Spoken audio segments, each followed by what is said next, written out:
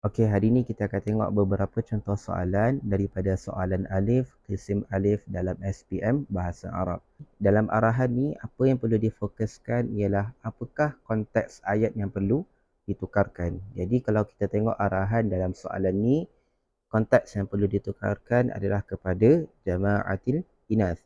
Ataupun yang kita lebih selalu dengar adalah jama' mu'annath salim, iaitu 3 ataupun lebih bagi perempuan. Apabila kita dah tahu apakah konteks yang perlu ditukarkan, pastikan kesemua ayat yang kita akan tukarkan nanti dia hendaklah bersandarkan kepada jama' mu'annath salim ataupun perempuan yang ramai. Okey, sebelum kita pergi kepada setiap soalan, ada satu perkara yang kita kena tahu, iaitu tidak kesemua perkataan di dalam sesuatu ayat perlu ditukarkan. Dalam setiap soalan, dalam setiap ayat yang diberikan, pasti akan ada sekurang-kurangnya 2 item yang perlu ditukarkan kepada konteks yang dimahukan, iaitu jamak muannas salim. Kita tengok soalan yang pertama, at-tullab yahsuluna 'alal minhatid dirasiyah. Kita akan tengok setiap perkataan dalam ayat ni.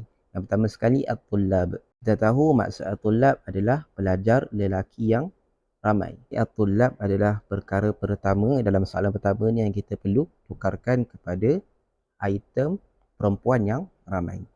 Yang kedua, yahsuluna. Yahsuluna adalah sejenis perkataan fi'il, perbuatan yang merujuk kepada at-tullab. Jadi apabila kita tukarkan perkataan tullab di sini, jadi kita perlu juga tukarkan perkataan yahsuluna kepada konteks perempuan yang ramai. Okey, so kita dah ada 2 item yang perlu ditukarkan. Jadi maksud perkataan alal minhatid dirasiyah ini tidak mempengaruhi apa yang kita tukarkan di hadapan.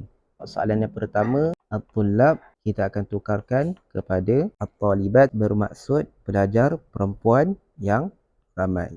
Yang kedua adalah perkataan yahsuluna. So kita tahu perkataan yahsuluna adalah perkataan fi'il bagi dhamir hum. Fi'il bagi dhamir hum ini perlu ditukarkan kepada dhamir hunna yang membawa maksud perempuan yang ramai. Untuk tasrif fi'il mudhari' bagi yahsuluna memang kena hafal. Kita tahu perkataan yahsuluna berasal daripada perkataan yahsulu, iaitu bagi dhamir huwa.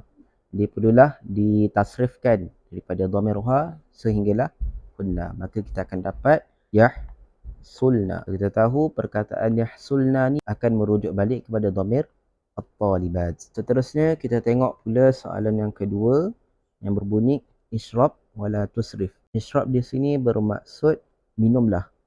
Maka dia merupakan satu fi'il amar yang berbentuk arahan, bermaksud minumlah. Wala tusrif bermaksud dan janganlah kamu membazir. Okey.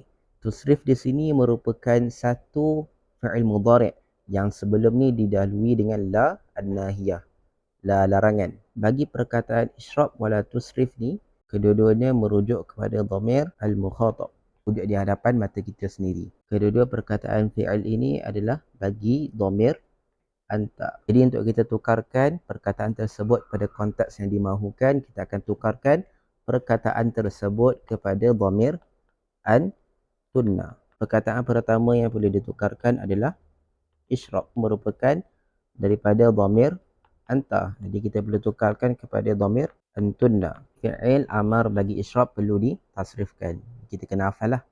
So kita akan dapat nanti fi'il amar bagi dhamir antunna bagi perkataan isyrab ialah isyrabna. Isyrabna ini merujuk kepada dhamir antunna yang merupakan dhamir yang mewakili perempuan yang ramai. Perkataan kedua yang perlu ditukarkan adalah tusrif. Perkataan tusrif ni merupakan satu fi'il mudhari' yang didahului dengan la an-nahiyah. Jadi kita tahu perkataan tusrif adalah tasrif fi'il bagi dhamir anta. Jadi kita perlu tukarkan dhamir anta kepada dhamir antunna, sama seperti isyrab. Ini perlu pengetahuan kepada tasrif fi'il mudhari'. Jadi bila kita tasrif, kita tahu tasrif fi'il mudhari' bagi perkataan tusrif bagi dhamir antunna adalah tusrifna. Bermaksud janganlah kamu bazir juga, tetapi ianya merujuk kepada konteks perempuan yang ramai, iaitu jamak muannas salim. Okey. Kita tengok pula soalan yang ketiga. Ya bintu. Okey, bintu ni bermaksud anak perempuan seorang, satu perempuan. Istima'i yang bermaksud dengarlah. Okey, ini merupakan fi'il amar yang merujuk kepada satu orang perempuan. Jayidan ila nasihatil So ini tidak memberikan kesan kepada apakah dhamir di hadapan. Jadi kita tak perlu tukarkanlah. So kita tahu apa yang perlu ditukarkan dalam soalan yang ketiga, iaitu bintu yang pertama dan istima'i yang kedua. Yang pertama yang kita perlu tukarkan adalah bintu, satu orang perempuan. Kita tengok balik soalan. Ini ada ya munadi, perkataan panggilan iaitu ya. So kita tahu orang yang dia cakap tu berada di hadapan dia. So kita tahu dia merupakan dhamir mukhatab yang berada di hadapan dia. Bintu ni merupakan dhamir anti. Jadi apa yang kita boleh tukarkan adalah anti kepada dhamir antunna. Kita tukarkan perkataan bintu kepada perkataan perempuan yang ramai, dia akan jadi banat. Ya, perkataan banat ni merujuk balik kepada perkataan antunna yang merujuk kepada perempuan yang ramai. Dan perkataan kedua yang kita boleh tukar adalah istima'i yang merupakan fa'il amar yang merujuk kepada dhamir anti. Kita perlu tukarkan dhamir anti ni kepada dhamir antunna, sama seperti bintu tadi. Kita perlu tasrif fa'il amar bagi perkataan istima'. Sebab perkataan asal bagi istima'i adalah istima', iaitu perkataan fi'il amar bagi dhamir anta. Kita perlulah tasrif fi'il amar bagi perkataan istima' kepada dhamir antunna. Kita akan dapat fi'il amar bagi perkataan istima' bagi dhamir antunna adalah istima'na. Istima'na. Berminat untuk dapatkan tips-tips tambahan bagi subjek bahasa Arab dalam SPM? Jangan lepaskan peluang anda untuk menyertai Mega 5 jam kelas bersama pelajar cemerlang SPM 2021 yang akan diadakan pada cuti penggal yang akan datang. Tunggu apa lagi? Jom daftar sekarang.